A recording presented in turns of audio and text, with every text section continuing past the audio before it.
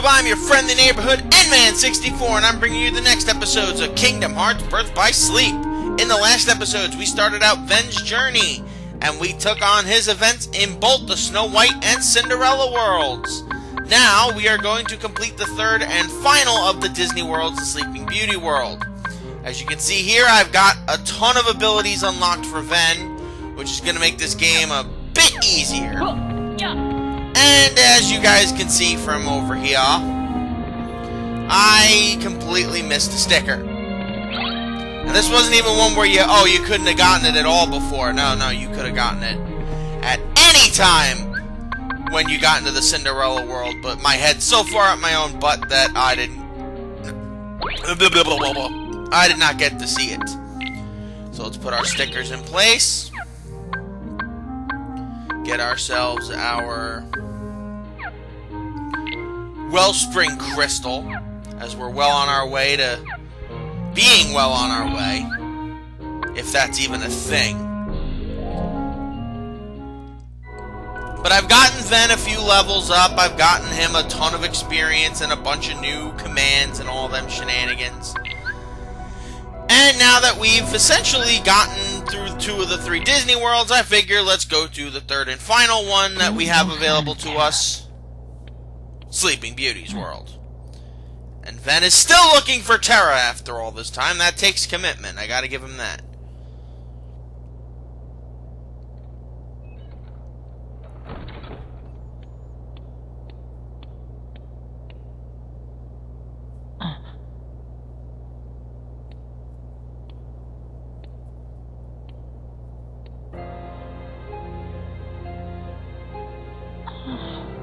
Stop! You'll get away from her! What? Oh, I'm sorry. It's just, I've never seen anyone so beautiful. Who are you? I'm Ventus. But you can call me Ven. Oh, you don't seem bad, dear. I'm certain you have a pure heart, just like our precious Aurora.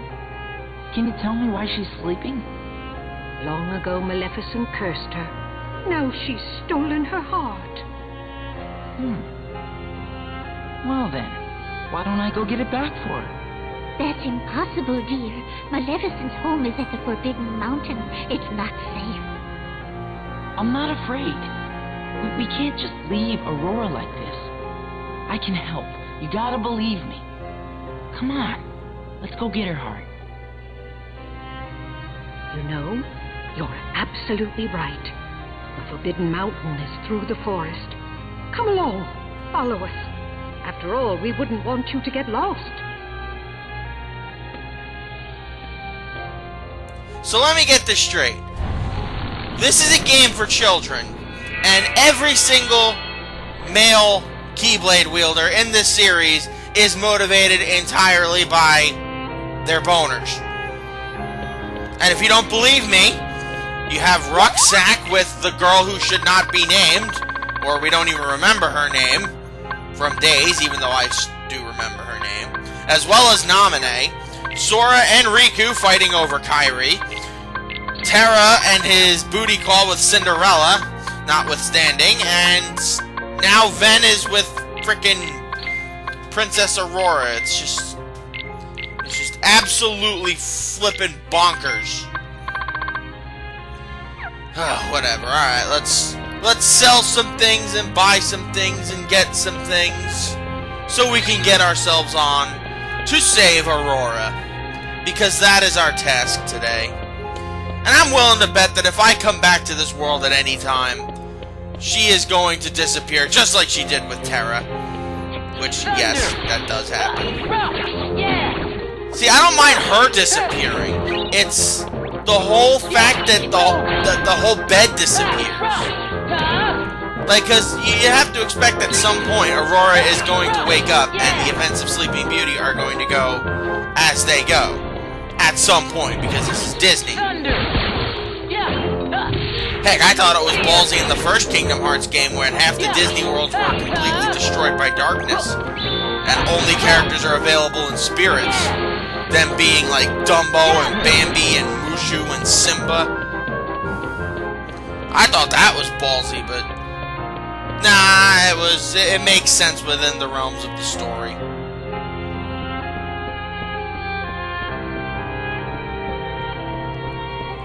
Even though there are contradictions all over the map, including them saying that Simba was the king of the Pride Lands, and I want to sit in that chair. I want to be the king.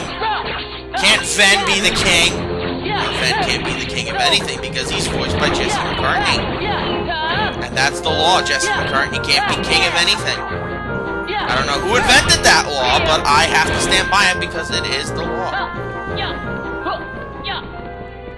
There are the contradictions, though, in the Kingdom Hearts lore where they say that Simba was the king of the Pride Lands. Even though in Kingdom Hearts 2 he was still in exile because of thinking he murdered his dad. Destroy! Now, if I'm not mistaken, hopefully they pop up, the prize pods should be in here. I think Ven is the only one who has them appear in the castle. Everywhere else, they're in that one area by the water. With all the square bushes. And if you're thinking that's an homage to Square Enix, no, that is just the way Sleeping Beauty was designed. Ivan Earl used unicorn tapestries to make Sleeping Beauty stand out from both Snow White and Cinderella.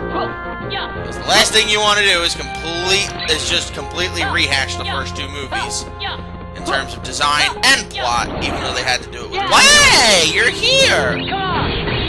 Forest Muffin! I love Forest Muffins.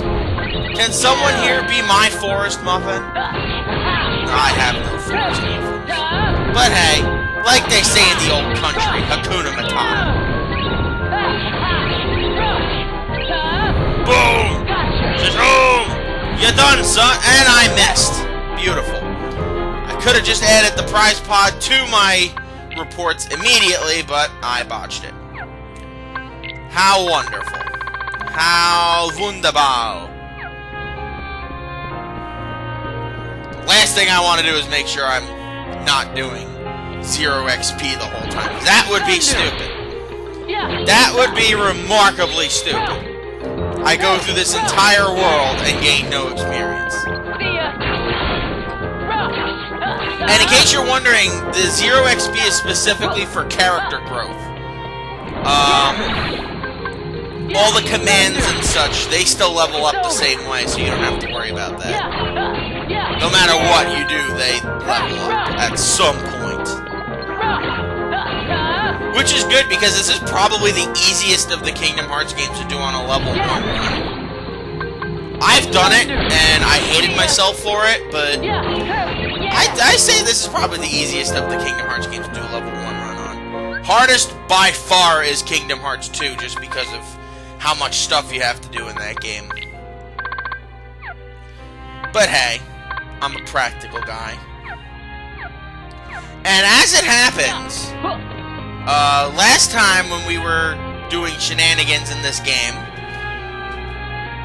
we talked a bit about how I feel towards speedrunning and things of that nature. And I found out surprisingly that I'm not alone in those regards. Someone made a comment on a video about the pace of play in baseball and how it's like a major problem for them. And one of the guys that commented said it's the same thing as doing speedruns. It's fun for someone to do a speedrun on their own, but does someone really just go out of their way to watch a speedrun of something? And I gotta be honest, I expected myself to be completely alone in those regards. Like, I was gonna be the weird one who's, like, not into speedrunning. Like, and it's not even just the fact that I'm not good at it, it's just, like, when I see someone that I watch on Twitch that's doing just a speedrun, I'm like, it's okay, I guess. I'm just really not that interested. Heck, even Chris does it from time to time when he does, he'll do like a Dark Souls speedrun or a Spyro speedrun or something like that. And like I said, I don't mind it. I have a lot of fun listening to and like having him on in the background while I'm working, but for the most part, I can't really do that a lot of the times because I don't know, it's just like the idea of speedrunning just doesn't really fascinate me. But hey, like I said, that's my point of view on the matter. And the only game I've ever really attempted to speedrun myself was Kingdom Hearts 1, and I did beat it in just above 3 hours, which was actually on par with a world record run, but now someone did it in just about 2 hours, so I was like, yeah, I'm not good anymore. And I haven't attempted a speedrun in years, so...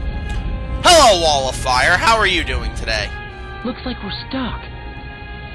This must be Maleficent's doing. I know. And as shown here, just like in the Pokemon world, Fairy has the power to get rid of darkness. How beautiful. Yep. Yeah, I just realized I have not played a Pokemon game on this channel that the Fairy type has been in. That will change soon, because one way or another, I've got to do a Pokemon game soon, because I haven't done one in a while. And it's going to be either, depending on if those new Pokemon collections come out, it's either going to be X and Y, or X/Y, or Sword/Shield. Because I'm not doing Pokemon Coliseum again for a while. Like, I'm not doing that. After my external hard drive died, I'm not doing that again. And yes, the main enemies in Maleficent's castle, the Forbidden Mountain, are her little gargoyle imp things. They are annoying, they take out a lot of health, and they don't give off a lot of experience. The way to beat them is with elemental magic. So just like the pirates in Port Royal and Kingdom Hearts 2, the best way to beat them is to use spells like fire, thunder, blizzard, all that. Otherwise, you're just gonna be dealing with that. And you don't want to deal with that. Trust me, you don't. It is a not pleasant experience. Not whatsoever. Thunder! And boom! See, because just like the pirates, or the undead pirates, they get paralyzed by the lightning because apparently the game wanted to be somewhat nice to us and not let Maleficent's thugs be too overpowered. And give us a nice homage to Kingdom Hearts 2, where elemental magic is actually really good. And not in this game where it's only useful for a handful of things. Like setting up a switch at Disneytown. And defeating certain special unversed bosses. But whatever. Decent levels. Let's see if I can make anything right now. Nah, I don't really feel like it. Right now I need to just level... why not? Let's see what this will get me. Blizzaga, Blinding Strike, give me Deep Freeze. Okay. Can't really do anything with that, but you know what? I'll take it. I will take it for now.